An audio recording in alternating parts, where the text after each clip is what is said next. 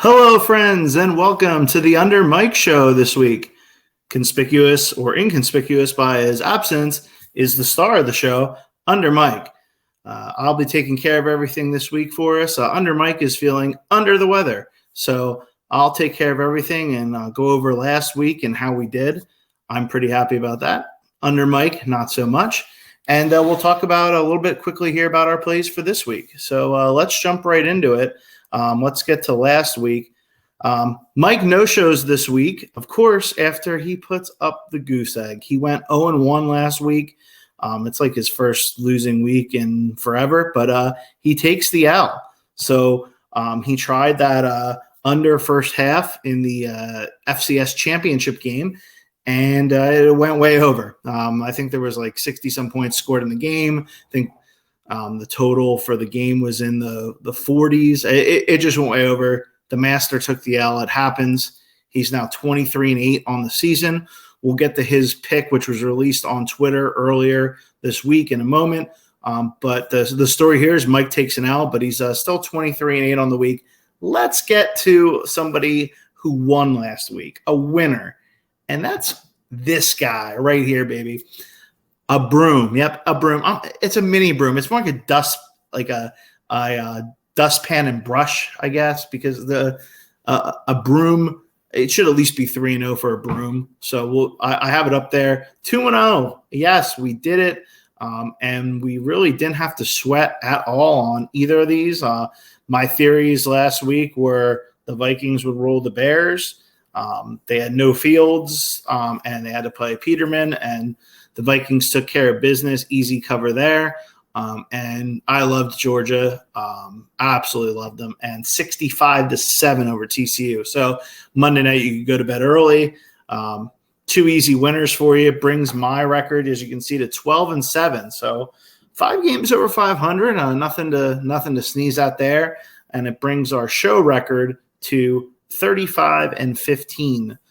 20 games over 500. And very, very, very profitable. That's a 70% win rate.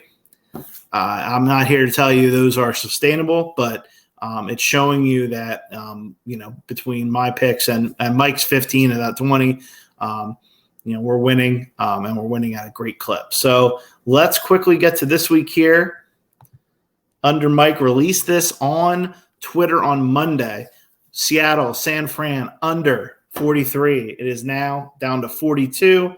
He released that on the Twitter.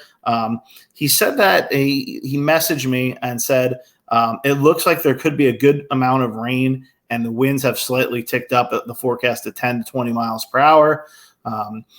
As we know, San Fran is a run-first team. Seattle is a run-first team. And for the most part, Pete Carroll likes to establish the run, so that could help a little bit too. It's not common for rain in the San Fran area, so San Fran's probably not used to playing in the rain at home too much. But this one has dropped down. So again, that's why you have to follow us. Follow them. I'll put it on the ticker here at the bottom. My Twitter handle is already up there. It's at The Real SCAV. But make sure you subscribe to the YouTube channel, Widener's Weather Wagers. And then follow at Under Mike 626 on Twitter. Following him there gets you this release under 43, and now it's down to 42. So that can be the difference between winning and losing, or winning and pushing. 23-20, you push. You bet it now. 23-20, you lose. So again, just important to follow there. That's Mike's play for the week. And let's go to my plays here, and I'll remove that scroll as well. So my plays here are, and this was released on Twitter as well by Under Mike, Dallas Cowboys team total over 23.5, which I believe is still available. It was -110 on DK and I think -112 on FanDuel when the tweet went out. I am not safe. I don't feel safe enough in laying the 2.5 or 3 with Dallas, just because I worry that their defense is susceptible to big plays, and I worry that Tampa could win this game. But I do believe Dallas's offense, I know everybody hears Dak turnovers. they have too many weapons for this Tampa Bay defense, okay, between the best running back on the team, Pollard, the other guy, Zeke, Lamb, we all know is a stud. Schultz is a great tight end. And they have some other wide receivers that are okay, Gallup, Hilton, Noah Brown. They're going to put up points. I love this play. I don't see how they don't get to 24 points in this game.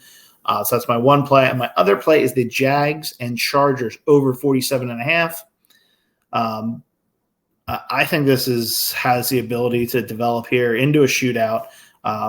Lawrence toe bothers me a little bit because I feel like it's taken away from some of his rushing since he's gotten that toe injury, and that's a little bit part of his game. He's made some scrambles to get first downs, some touchdowns. But I think this Jags offense and Doug Peterson here back in the playoffs, Dougie P, we love him here in Philly. I think that both teams are going to find success moving the ball. I know sometimes the Chargers can get a little stagnant, move the ball in between the 20s and not finish off drives, but I like the over 47.5 here, and those are my two official plays. You're looking at anything else, I did play some long shot type derivative plays. Would only play those for a fraction of the unit, but I played things like James Cook to be the leading rusher this weekend for Buffalo. James Cook to be the leading rusher in the playoffs. Obviously, it would help if Buffalo makes the Super Bowl.